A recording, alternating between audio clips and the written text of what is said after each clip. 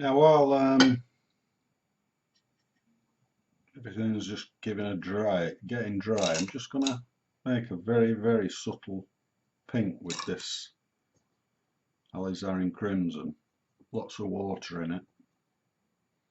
And I just want to just block an area around here because there's big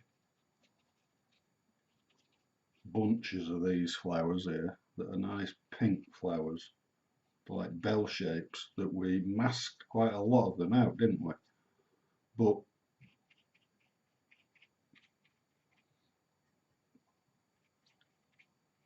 they won't show up until, of course, we take the masking fluid off. But if you squint your eyes and look at this picture, just kind of like drifts of white, aren't they? And the masking that we did will give the shape when we take it off. Yeah.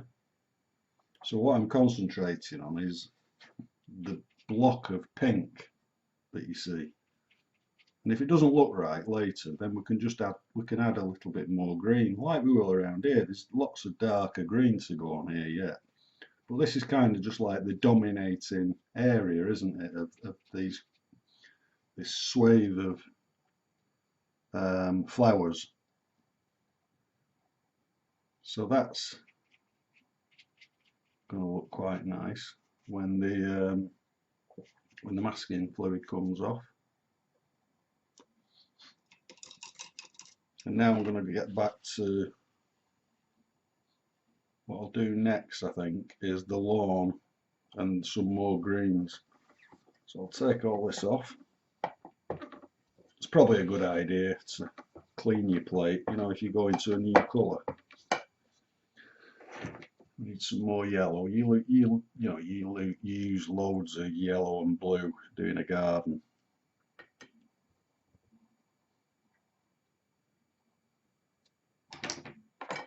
And now we're going back to the bigger brush, the flat brush, because I don't want it's, you know, when you put little bits of colour on, it starts looking a little bit too detailed for my liking.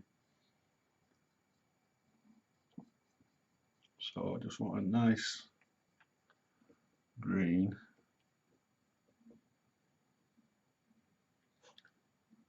Nice summery green. Let's just get that lawn on.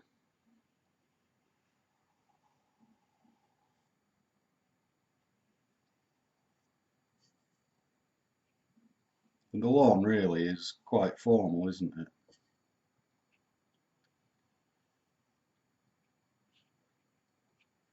So paint around the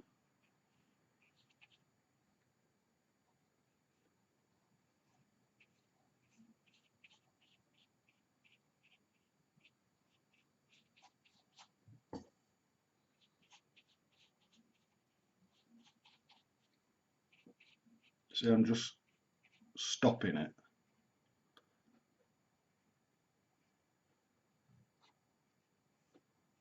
Around these flowers, because we're going to put it's up their own green in shortly, which will be darker, and that's when it'll start to get depth. But the grass, really, it's in full sun, so it's looking basically at its best. Now I'm going to let that dry and put another coat on it. Meanwhile, I'll turn off because I just need to sort the light out. The sun's come out, which isn't a bad thing, I know, but we get this line there. So I'll see you shortly. Right, I think I've sorted the light out now. Trouble with automatic cameras, they allow, you know, if the sun comes in, they kind of darken everything. But I think that looks quite nice now, doesn't it? You can see where we're up to. So the lawn's now dry. Everything's dry. You can see we've got this big drift of pink here, which will lighten up when I take the masking fluid off. Now, there's loads of work to do yet, so we need to darken this area. we'll check it out as we go. But what I want to tackle now is this Acer, which is a beautiful reddy brown. And the colours, I'm going to use in 7 colour palette still that I usually use. I'm going to now put some burnt sienna out on my plate, which is like a deep, rich, reddy brown. Oops, clean my brush. Had a bit of yellow in there, so that doesn't affect things. So that's quite like the Acer colour anyway, but I'm going to add a little bit of alizarin crimson into that. Let's bring that nearer to the camera. So we used burnt sienna and alizarin crimson. You see that lovely rich browny red? That's perfect for what we want. Now the first job I'm going to do, don't forget we've masked out quite a lot of it, haven't we? And the shape of the Acer, if you look at your reference picture there, it's kind of like, it's a spiky thing, isn't it? The sun catches it and it's white, which we've masked, but the overall movement of it is kind of across the picture.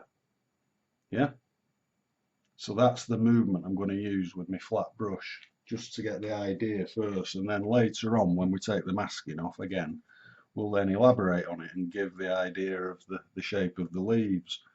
So in actual fact, the Acer is a little plant over in this corner in the actual garden. Just keep your tissue to hand if you make a mistake like I just did there. So I'll just describe that little part there, and then we come on. What I've done is superimpose another photograph here to make a feature of it, you know, and to make the composition of the picture better, because that's, like I keep saying, that's what you can do with watercolour. So I'm following the shape.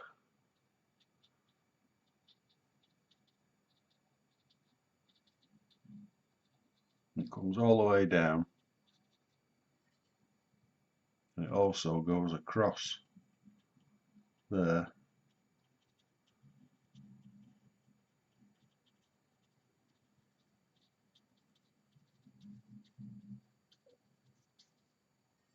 Then we can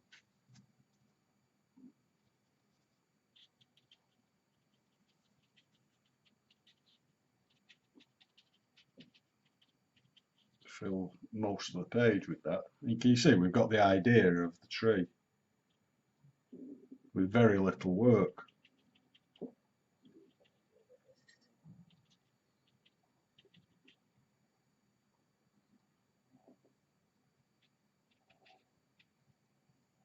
And the beauty, you know, I said before, red tends to, you can use this brush to do the branches as well. Just using a dabbing effect. You know, I said before that red tends to stain. The beauty of it though is you can put red over the top of other colours without it looking too muddy. So that's the plus side of red. So I think that's enough for now. We'll let that dry, and that's our first coat for that dominant Acer tree there. And now I think we'll get back into, I'll just get rid of that. Can mix that up quite easily again. Once again, I need some yellow. Running low again on yellow. Now I want to go around with a slightly darker green now and start filling in some of the blank spots. I'm going to use my big brush again.